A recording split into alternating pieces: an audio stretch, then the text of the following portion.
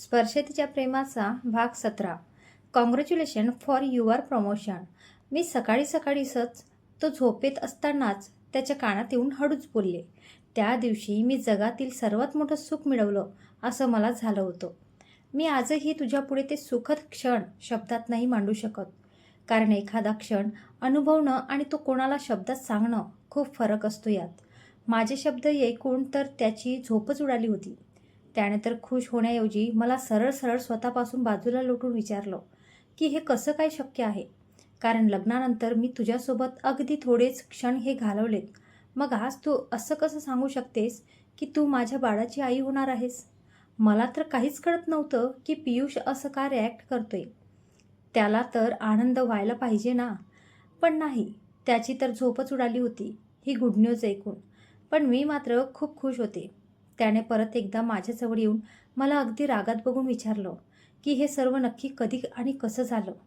हा होता आमच्यातला शेवटचा क्षण. आता इथून मागे काय झालं ते एक.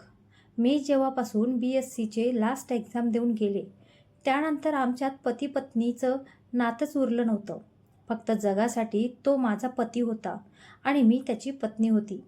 पण घरात त्याच्या आईवडिलांची मी एक मोलकरीणच आणि एक कॅरेक्टर होते. बस इतकंच माझं अस्तित्व राहिलं होतं आता तिथे. पियुष रोज सकाळी ऑफिसला जायचा आणि रात्री 12 तर कधीकधी 2 वाजताही घरी यायचं. आल्यावर सरळ सरळ तो हॉलमध्ये झोपून घ्यायचा. मी खूप वाट बघायची त्याची. त्याला फोन लावायचे तर तो कामात आहे म्हणून सांगायचं. नाईट शिफ्ट स्टार्ट झाली आहे असंही सांगायचा. आता परत कॉल नको करू असं सांगून फोन बंद करून ठेवायचा. असं सलग 5 ते 6 महिने चालू राहिलं. मग त्यानंतर पियुष ऑफिसला सोमवारी गेला की सरळ रविवारी सकाळी किंवा आठवड्यातून एखाद्या दिवशी घरी यायचा. जाताना बॅग भरून घेऊन जात असायचा आणि मला सांगायचं की मी बँगलोरला जातोय, मुंबईला जातोय, तर कधी कधी पुणेला जातोय. मी पण ना वेळी त्याच्या प्रत्येक शब्दावर विश्वास ठेवत गेले, कारण समाजाची, लोकांची आणि आईवडिलांची काळजी करत करत पत्नी धर्म जो पाळत होते ना मी, आदर्श पत्नी आणि आदर्श सून जे व्हायचं होतं ना मला, म्हणून मग गरीब गायच बनून राहायचं ठरवलं. बोलता बोलता 8 महिने असेच गेले. सुरुवातीला काहीच वाटायचं नाही, पण नंतर नंतर एकटेपणा खूप जिवारी जायला लागले रे. दिवसभर त्याची आई TV बघायची, नाहीतर झोप घ्यायची आणि रात्री जेवण झालं की मग त्या इतक्या मोठ्या बेडरूममध्ये एकटीच पडून राहायचो मी. मी जरी पियुषवर लगेच प्रेम करायला नव्हते लागले, पण एक सोबत म्हणून मला त्याची सवय लागली होती. माणूस प्राणी आहे शेवटी. मी पण एकांत कसा सहन होणार. बाकी मैत्रिणी फोनवर मेसेजवर त्याचे प्रेमाचे किस्से सांगायच्या आणि मी खोटेपणाचे प्रेमाचे किस्से रंगवून सांगायचे. त्यांचे खरे खरे किस्से ऐकून मी खूप बेचैन व्हायचे. मनात एक सल निघायची. म्हणून नंतर नंतर त्या मैत्रिणीसोबत पण बोलणं बंद करून टाकलं. एक दिवस अचानक पियुष घरी आला. मला खूप आनंद झाला होता, पण त्याच्यात खूप बदल झाला होता. तो घरात लॅपटॉपवरच काम करत बसायचा. मला त्यावेळी लग्नाचे सुरुवातीचे दिवस आठवायचे की किती प्रेमाने तो मला जबरदस्ती जवळ घ्यायचं. मग आता माझ्यात असं काय बदल झाला की त्याला आता माझ्यावर प्रेमच उरलं नव्हतं? मी त्याला विचारलं पण होतं, पण त्याने परत एकदा कामाचं निमित्त देऊन वेळ मारून नेली आणि मी आपली एक नोकरानी म्हणून परत स्वतःला कामात गुंतवून घेतलं. ह्यावेळी जाताना पियुषने खूप मोठी बॅग पॅक केली होती सोबत न्यायला. मी पण ह्यावेळी हिंमत एकटवून विचारलंच की आता परत कुठे जायचंय? तर त्याने मला यावेळी जर्मनीला जातोय असं सांगितले. ते पण सलग 2 महिने जाणार हे पण सांगितलं. मी त्याला माझी मनातली भावना सांगितली की तो गेल्यावर खूप एकटं एकटं वाटतं. नाही करमत मला त्याच्याशिवाय. मी अगदी त्याच्या जवळ जाऊन त्याचा हात हातात घेऊन त्याला विनंती केली की प्लीज नको जाऊ असं मला सोडून. तर त्यावर त्याने मला एकच उत्तर दिलं, जे कधीतरी त्याने माझ्याच तोंडून माझ्याकडून अगदी सिताफीने वदगून घेतलं होतं. मोहिनी, हरलीस इतक्या लवकर? अजून तर खूप मोठी लढाई लढायची आहे. ही तर फक्त सुरुवात आहे. जर आठवतच असेल तर डोक्यावर जरा जोर देऊन आठव की लग्नाआधी तूच मला वचन दिले होतं की मी जर लग्नानंतर कुठे बाहेर देशात कामानिमित्त गेलो तर माझ्या माघारी घराची आणि माझ्या आईबाबांची तूच काळजी घेशील असं. मग आता का दिलेल्या वचनापासून पळ काढते? जर वचन पाळता येत नसेल तर ते देऊच नये. तुझ्या एक्झामचा दिलेला शब्द मी अगदी सहखुशीने पाळला. मी नाही म्हणत असतानाही तू नाही ऐकलं माझं आणि मला आठवण करून देऊन एक्झामला निघून गेली होती. तेव्हा बोललो का मी काही? नाही ना? मग आता गप्प बसायचं. त्याच्या नजरेतील ती धार, तो राग बघून मी तर जागेवरच हादरले. त्या रात्री मला असं वाटलं होतं की आता का माझं हृदय बंद पडतं की काय, इतकी मी घाबरून गेले होते. मोहिनी, हे घे थोडं पाणी पी. आणि हो, काही त्रास होत असेल तर इथेच थांबव. तुझं बोलणं मी नंतर कधीतरी ऐकेल, पण प्लीज तू नॉर्मल राहा. आताच मनाची धडधड वाढलेल्या मोहिनीला छत्तीसशी घट्ट कवटाळून घेतलेल्या प्रसादने शांत करण्याचा प्रयत्न केला. मोहिनीने थोडं शांत होऊन परत सांगायला सुरुवात केली. मी दिलेल्या वचनाची त्याने मला आठवण करून दिली. केवळ आठवणच नाही, तर मी त्याचा शब्द डावळून एक्झामला गावी गेले होते म्हणून त्याने आता हा बदला घ्यायचं ठरवलं होतं. माझं काहीही न ऐकता तो 2 महिन्यांसाठी निघून गेला. पण मला काय तसंही आता एकटेपणाची सवय लागलीच होती. सासू सासऱ्यांसोबत वेळ निघून जायची. आधी मीना मावशी, घरातील कामवाल्या मावशी त्या होत्या, पण मी एक्झामवरून गेल्यावर त्यांनाही कामावरून काढून टाकलं होतं त्यांनी. खूप कंटाळा यायचा घरात. मग मी पुस्तक वाचत बसायचे. पण रिकामे बसलेलंही सासूबाईला काही सहन होत नसायचं. मग काय, घालून पडून बोलणं आणि विनाकारांचे कामं काढून देणं हा त्यांचा छंदच झाला होता. मग दिवसभर काही ना काही काम करण्यात वेळ जायचा. संध्याकाळी कधी कधी खूप थकायला व्हायचं, तर वेळी नाही काही. पण त्या दिवसात खूप त्रास व्हायचा. त्या दिवसात म्हणजे? प्रसादच्या चेहऱ्यावरचं प्रश्नचिन्ह बघून मोहिनीने डोक्याला हात लावला. काही नाही, जाऊ दे. बस कधी कधी खूप त्रास व्हायचा रे. मोहिनीने जास्त एक्सप्लेन न करता सरळ पुढे सांगायला सुरुवात केली. या दरम्यान माझ्या आई वडिलांचा फोन यायचा मला, पण मी त्यांना सतत मी खुश खुश आहे हेच सांगत राहिले. कारण एक आदर्श पत्नी, आदर्श सून आणि सोबतच आदर्श मुलगी होण्याचा विडाच जो उडालाच होता ना. मी मग कशी सांगणार की माझ्यासोबत नक्की काय काय चाललंय ते. पियुषला जाऊन 1.5 महिना झाला होता, पण त्याचा मोजून 2 ते 3 वेळा फोन आला होता. ते पण थोडा वेळच तो बोलायचं. एक दिवस माझ्या सासू मला तिच्या मैत्रिणीकडे हळदी कुंकूच्या कार्यक्रमासाठी घेऊन गेलेली. कार्यक्रम छान झाला होता. सर्व बायकांनी पियुषची बायको म्हणून खूप कौतुकही केलं होतं. कार्यक्रम आवरून आम्ही दोघी कारने घरी येत होतो. मला एक सिग्नल पॉईंटवर एक बाईकवर पियुष आणि त्याच्या मागच्या सीटवर एक मुलगी बसलेली दिसली होती. उंच, देखणी, गोरीपान, जीन्स आणि टॉप घातलेला होता तिने. पियुषला तिने मागून एकदम घट्ट पकडून आणि त्याच्या खांद्यावरच तिचं तोंड ठेवलेलं होतं. त्या मुलीला आणि विशेष म्हणजे तिच्यासोबत असलेल्या पियुषला बघून तर माझ्या डोळ्यांवर विश्वासच बसत नव्हता. की मी लगेच माझ्या सासूला सांगितलं, तर त्यांनीही कारच्या बाहेर बघितलं.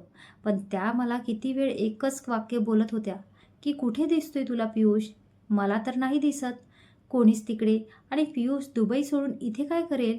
मी वारंवार सांगत होती की आई, तो पियुषच आहे, नीट बघा. पण त्यांनी माझा एकही शब्द ऐकून नाही घेतला आणि वरून मलाच वेळात काढलं की पियुष दुबई सोडून इथं पोरी फिरवत बसेल का? तुझ्यासारखा रिकामटेकडा आहे का तो?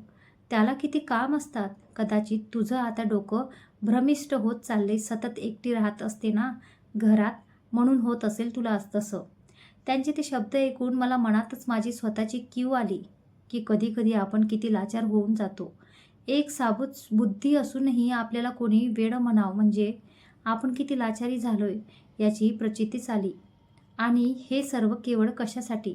तर समाजासाठी, कर्तव्य पालनासाठी, आई वडिलांचे दिलेले संस्कार अवधीत राहण्यासाठी.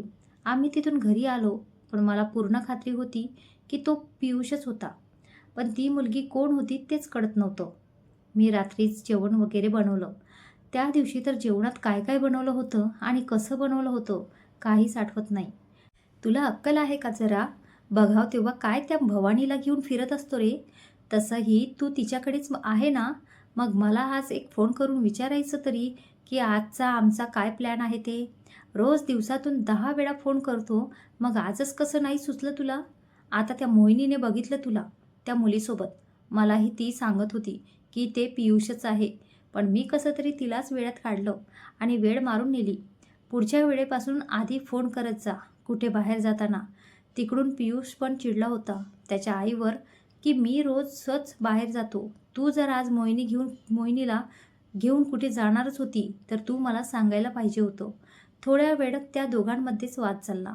पण बोलता बोलताच त्याच्या आईला काहीतरी भणक लागली म्हणून त्यांनी मागे वळून बघितलं. पण मी तोपर्यंत तिथून गुपचूप निघून आले होते. किचनमध्ये जाऊन मी माझ्या सासूला दूध घेऊन जाण्याचं कारण काढून मोकळी झाले. मला त्या क्षणालाच माझ्या सासूला सर्व विचारायचं होतं. पण मी पियुष घरी येईपर्यंत काही दिवस वाट बघायचं ठरवलं आणि तो आल्यावर सरळ सरळ त्यालाच विचारायचं ठरवलं. पुढे 2 दिवसांनी मी पियुषला फोनही केला होता की मला त्याची खूप आठवण येते. झोप नाही येत रात्रभर. खूप एकटं वाटतं. मला फक्त बघायचं होतं की तो यावर काय बोलतो ते. त्याने मला तो येत्या 8 दिवसात घरी येतोय म्हणून सांगितलं आणि सारखं सारखं फोन नको करत जाऊ, खूप काम असतात हेही सांगून फोन ठेवून दिला. माझ्या सासूला विचारून मी एक दिवस पियुषच्या आवडीचं जेवण बनवायचं ठरवलं. तेव्हा त्यांनी असं दाखवलं की खरंच पियुष 2 महिन्यानंतर जर्मनीवरून परत येणार आहे.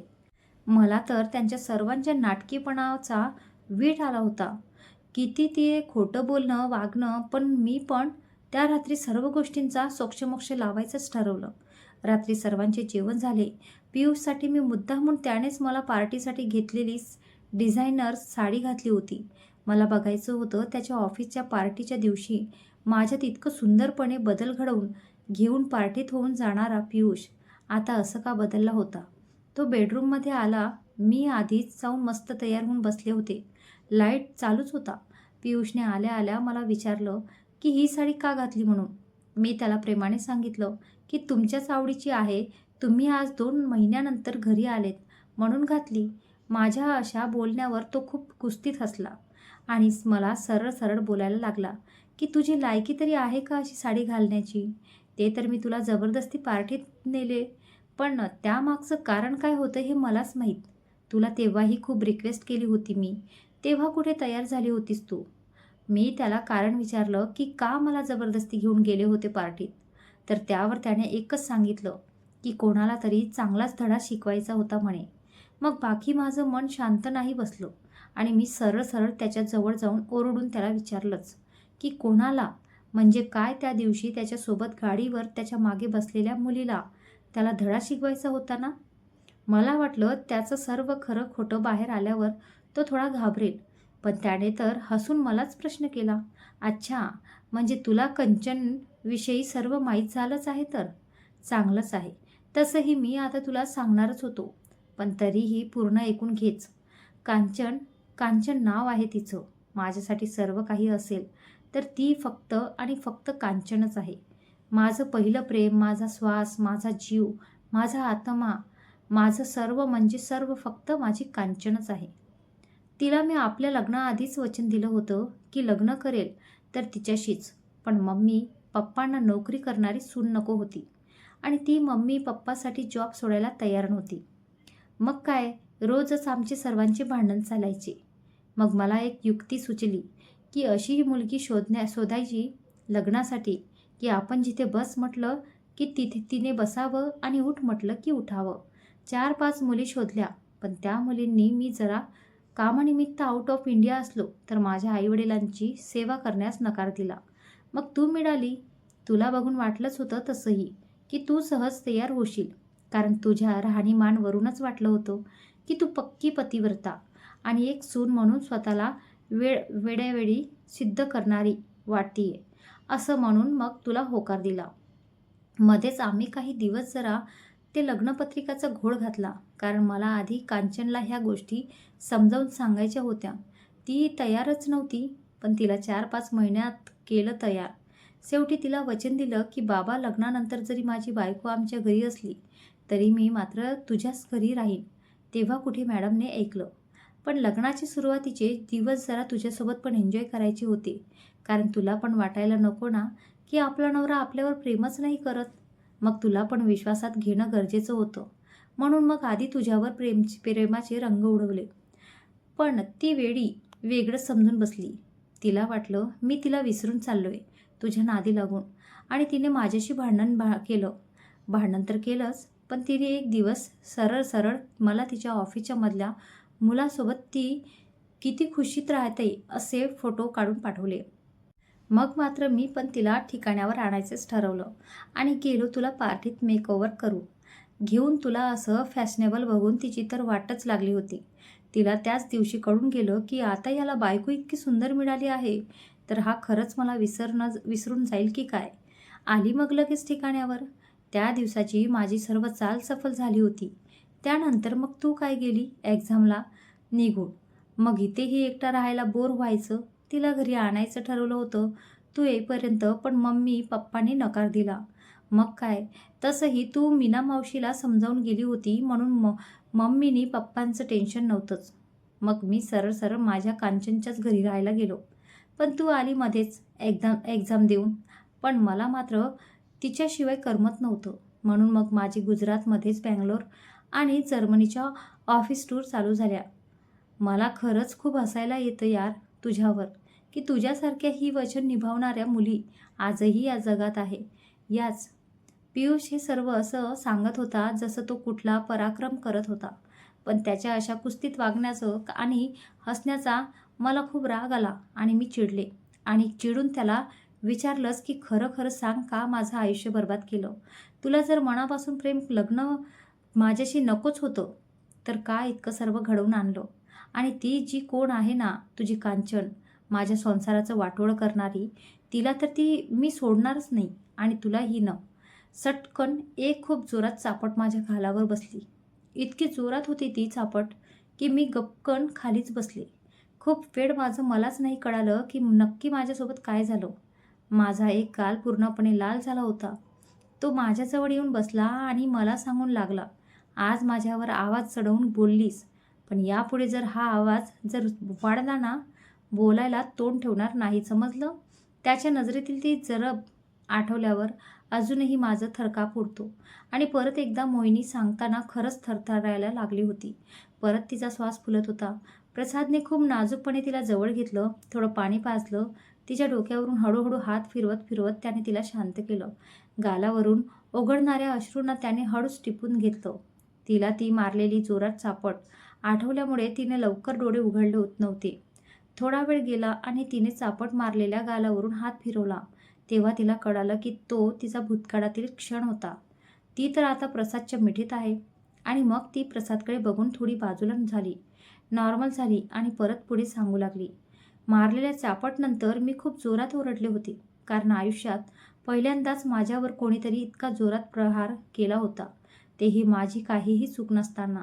सतत मनाला समजवणारी मी की अन्याय सहन करणं पाप असतं, विनाकारण काहीही सहन करायचं नाही, चुकीच्या गोष्टीला प्रतिउत्तर द्यायचं, असं स्वतःच्या मनावर वारंवार बिंबवणारी मी त्या दिवशी किती लाचार झाली होती याची मला प्रतीचीच आली. माझ्या ओरडल्यानंतर माझे सासू सासरेही रूममध्ये आले. त्यांना झालेला तमाशा कळलं होतं. मी माझ्या सासूलाही विचारलं की तुम्हाला जर तुमच्या मुलाचे सर्व गुण माहिती होते तर मला आधी का नाही सांगितलं, का माझं आयुष्य बर्बाद केलं. त्यावर त्यांनीही एकच उत्तर दिलं की आम्ही तुला लग्नाआधीच विचारलं होतं की पियुष जर ऑफिसच्या कामानिमित्त बाहेर देशात 2-2 वर्षे राहिला तर तू आमच्याजवळ गुजरातमध्ये राहशील का, आमची सेवा करशील का. त्यावेळी तू वारंवार होच म्हणत होती ना. मग तसंच समज, तू का विनाकारण त्याच्या हाताचं मार खाते. त्यानंतर माझे सासरेही बोलले की तसंही तो जर इथे नसून समज बाहेर देशातच गेला असता आणि त्याने तिकडे एक सोडून 4 पोरी फिरवल्या असता, त्यांच्यासोबत राहिला असता आणि काय काय केलं असतं तर तुला कळणार होतं का. नाही ना. मग तुला इथे सण करायला काय प्रॉब्लेम आहे. त्यांचं हे सर्व बोलणे ऐकून त्या दिवशी हेही कळालं की एका मुलीचं किंवा एखाद्या व्यक्तीचं आयुष्य बर्बाद होण्यामागे फक्त एकच व्यक्ती नसून तर अनेक व्यक्तीही राहतात.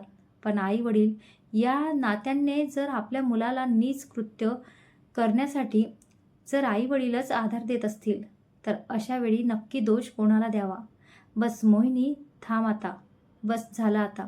तू प्लीज जरा वेळ आराम कर. बाकी नंतर कधीतरी सांग वाटलंच तर. आज तुला तर जरी सर्व सांगायचं असेल पण आता माझ्यात ऐकण्याची क्षमता नाहीये गं. प्रसाद मोहिनीजवळ येऊन तिला जवळ घेऊन बोलत होता. तिच्या झालेल्या या दुर्दशेवर त्याला खूप रडावंसं वाटत होतं, पण मोहिनीसमोर तो स्वतःला खूप स्ट्रॉंग दाखवत होता. त्या दिवशी मॉलमध्ये झालेल्या अचानक भेटीनंतर मोहिनी आणि प्रसाद जवळजवळ 15 ते 20 दिवस एकमेकांना भेटलेच नाही. नकळतपणे पण नाही आणि जाणून-बुजून पण नाही. कारण मोहिनीला आता प्रसादच्या आयुष्यात जास्त हस्तक्षेप करायचं नव्हतं. पण प्रसादने मात्र मधून-मधून तिला फोन आणि मेसेज करून एकदा तरी भेट म्हणून खूप रिक्वेस्ट केली होती आणि त्याच्या शब्दाला तिने होकार देऊन अखेर आज मोहिनी ऑफिसला न जाता प्रसादच्या घरी गेली होती आणि तिचा 2 वर्षापूर्वींचा इतिहास ती प्रसादला सांगत होती. प्रसादच्या आग्रहाखातर मोहिनी थोडी शांत झाली. ती उठून जरा वेळ गॅलरीमध्ये जाऊन बसली. तोपर्यंत प्रसादने दोघांसाठी मस्त कॉफी बनवली होती आणि तो कॉफी आणि थोडं स्नॅक्स घेऊन गॅलरीमध्ये जाऊन मोहिनीसमोर बसला.